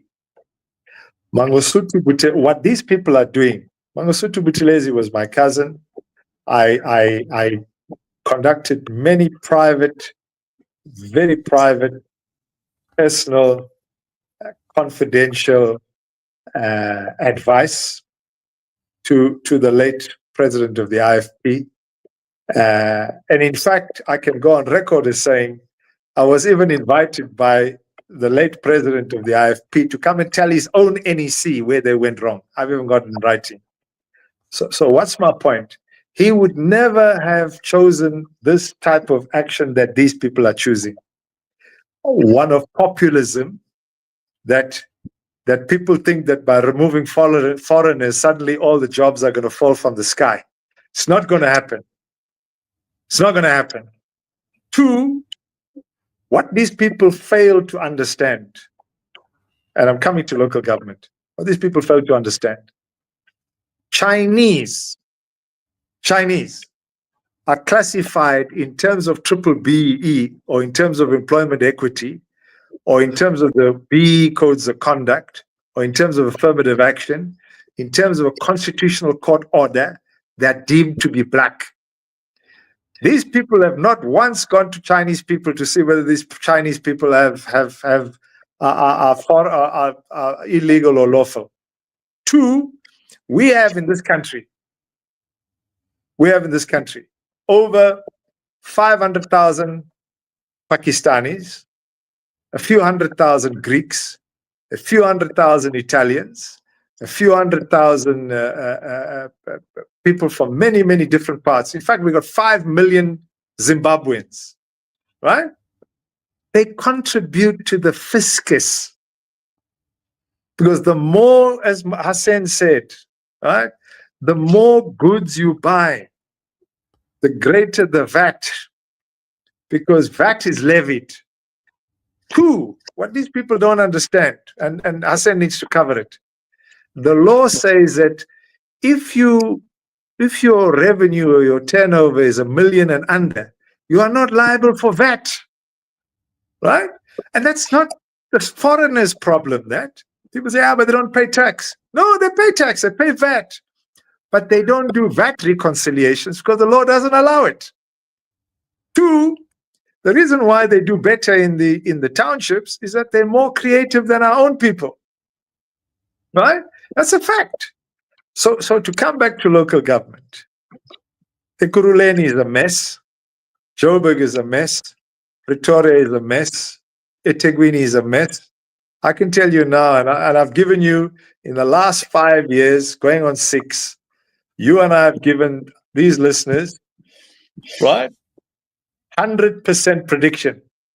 And the prediction I'm telling you today is that MK will never win Durban outright. Right? I can tell you with absolute certainty. Right? Because people are slowly beginning to see the wolf in sheep's clothing. Right? 2, Action SA thinks by stoking the flames of fire with this march and march, that it's going to contribute or translate to votes. Not going to happen. Right? The players in eThekwini are going to be the ANC will still be the leader of society in eThekwini, whether they got 18% or 14% in the last election. I think local government elections will change that. Definitely, MK will be one of the front runners, but they're not going to lead the pack, contrary to prediction or expectation. 3, the IFP in the last 30 years have never been a major factor in eThekwini or in Joburg or in Ekurhuleni or in Pietermaritzburg. So that's not going to change because they're actually getting worse. 4 is, I believe, Action SA. I know they're trying to do some stuff in Phoenix and co-opting some people who they think will turn things around. They'll go from 4 seats, they'll go down to 2 seats. Who else is a Patriotic Alliance? They got no show in eThekwini. The DA is currently sitting with 55. I can predict very safely, one of the biggest mistakes they made was grabbing power to be in the GNU. That will be their biggest bugbear. And I think that the DA will drop to about 49.50. They'll drop 10%. All these little smallanyana, these ratepayers associations and all these little smallanyana parties, Durbanites and people in Joburg and around the country will continue spreading the vote to these little Mickey Mouse parties, who ultimately, and this is factual, end up being taken with a price for political positions. And so eThekwini at the moment's got 27 seats from small political parties. Joburg, the ANC governs because of small political parties. That will still happen, although it'll be watered down a bit. And the one I haven't mentioned, which is the EFF, I think that there are no show in Durban, but there's a lot of what they say that makes sense. I mean, if you listen to Malema, he's been very good in Parliament, in the ad hoc committee, in various portfolio committees, even on the issue of foreigners. But there's one other party that might make an impact, which will probably be in the same percentile like as the IFP, which is Africa Maibuye. They'll probably pick up 2 to 5% of the vote. And the ACDP, I mean, one of their guys phoned me yesterday, and I said to him, local government elections is not about religion. You can't go preaching religion to people about politics. Religion is a private matter. Politics is another matter. Either you want to talk about service delivery and how you're going to change the lives of ordinary citizens. People don't need another pastor to tell them what to do or another mulana to tell them what to do. Keep religion out of politics and keep politics out of religion. So if I can say in closing, the fiscus and I gave this scenario. South Africa is growing at a GDP of 1.01%. Right? It is one of the top 10, if not, I don't know where they are in that quintile, but they're one of the most corrupt countries in the world. Right? Stealing money like it's nobody's business.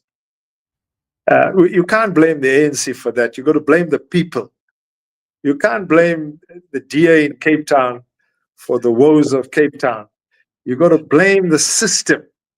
And the local government or the electoral act is where the problems are. And people mustn't forget in closing, the system of elections is fraught with vote rigging. It's unaudited. It's susceptible to, we've seen it in 2024. It's if you go into the MK Party parliamentary website and it's on TikTok, they're actually using me in their, and I haven't endorsed it, but I'm on their TikTok because of a speech I made at the IEC in 2024. The system is rigged, and the system's not going to change. And if you think that, and I know somebody sent me a message now because in Overport, thereby Overport City, the pipes are bursting. Ebrahim said it down at the bottom in Brickfield Road. Pipes are bursting. Cars are falling into holes, sinkholes. It's not going to change. Don't think by putting in a new political party that suddenly the new political party is going to come with a new magic wand and money is going to fall from the sky. It's not going to happen. The rates revenue is getting smaller and smaller. As long as you're growing at 1% and the population is growing by 5%, the economy is only growing by 1%. That's a deficit. People don't understand economics. So I'll leave that to Hassan. Think wisely. Try not to split your vote. There's nothing any one of those parties can offer. None of them. Nothing. It's not the political parties. It's the system that needs changing. And that's where the issue is. Thanks, Sam. Quite appreciative of all the very concise comments you've made. The issue of preparation for local government elections is going to be an ongoing subject in this particular program, and we'll have you back next week to unpack a lot of other issues. I think you made some bold predictions. We really appreciate it. I want to just go through a comment that's come through from the chairman of ORA. He mentions that there was a collapse of a road in Brickfield Road, and one car went in. It was like a huge sinkhole. And he says we cannot keep applying band-aids to a broken system. It's time for real, lasting solutions. So basically, they want a change in political control in eThekwini and indeed Msunduzi. Time will tell exactly whether vote rigging will take place and certain parties will prevail. But we'll unpack that in next week's program because there's a lot to chat about preparation for local government elections. But I want to bring in Ibrahim Vadachia. Ibrahim, you've heard what Samuel mentioned, the different political parties, the unrest with these marches in South Africa and the implications thereof. Your closing comments, Ibrahim? Sam, I must commend you on the commentary that you gave. I think it's very succinct and very pertinent to the reality on the ground. It's just unfortunate that more people don't see the reality for what it is. Like they say, there's a big difference between appearances and reality, and that is a classic case of that. Look, from my side, there's going to be vote rigging. There's going to be issues across the board. And I don't see anything, if I can say that much, positive coming out of it. Maybe there's going to be some changes like musical chairs here and there, a shift here and a shift there. But overall, the thing is, we've got a major problem as South Africans go, and unless and until we can change systems, as we said, in whichever small way, shape, or form that we could, the thing is, if we're not going to get the growth percentage up to at least match or come close to the growth of the population and everything else, we're still going to be on a hiding to nothing. And that's my take on it. And I think we're running out of time, so I'll let Hassan close off there. Thank you. Shukran, Ibrahim, for some pertinent comments. Hassan, I just want you to add on, the oil prices are going topsy-turvy depending on how Iran reacts. And that's affecting, the price of petrol. Yesterday, the price of petrol went up from today. And, last month was also an exorbitant increase. And we don't know what's going to happen in future months. And Trump has caused this problem. There's allegations that the UAE and other nations around there are party to this whole thing. But, how do you see the impact of oil prices on economy worldwide panning out? Sure.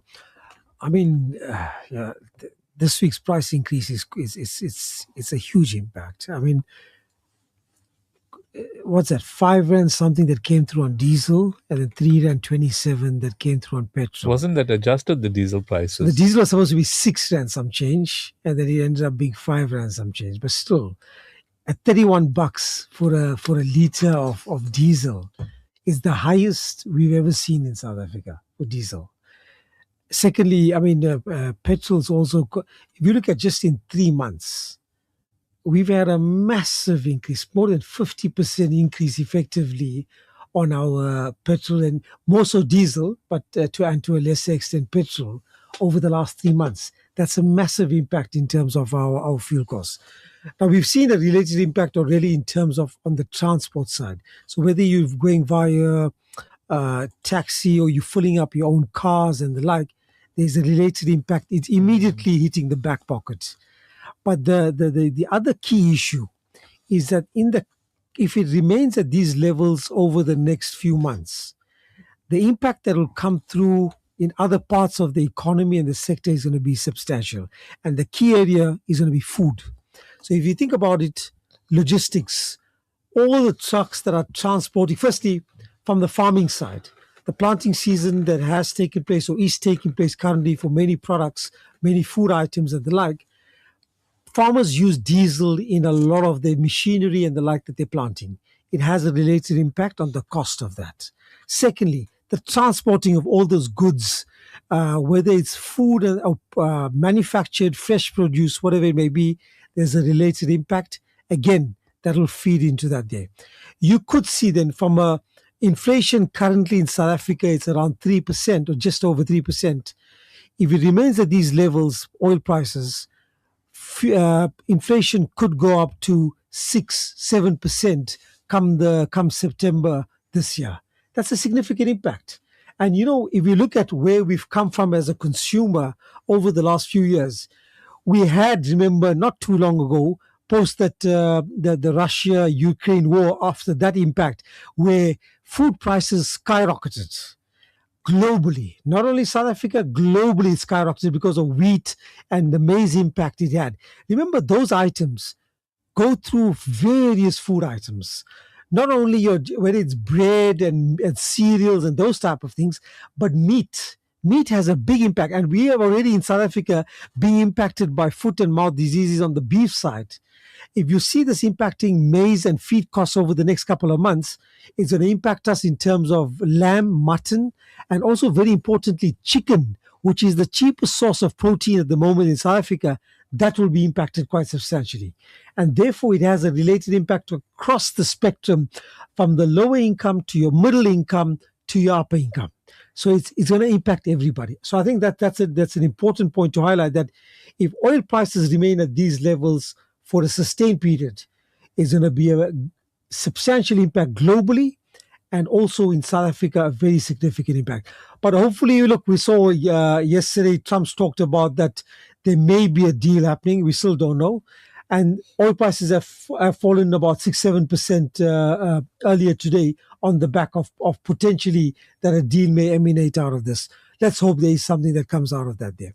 Secondly, I think the important points we need to note is that if you look at South Africa, while there are challenges on the consumer side, there are some other positive impacts. Earlier this week, there was the PMI, which is called the Purchasing Managers Index. What that effectively looks at, it looks at your manufacturing sector in particular. For the first time in a long time, that index was shown at above 50. So when it shows above 50, that means it's positive momentum, positive growth that's expected in the manufacturing sector. So surprisingly, with all the negativity that we have seen in the last 2 months on the back of this war on the consumer side, certain parts of the economy is still showing surprisingly some positive impact. Another area of potentially positive. So it's not all doom and gloom. Yes, it is tough for the consumer out there.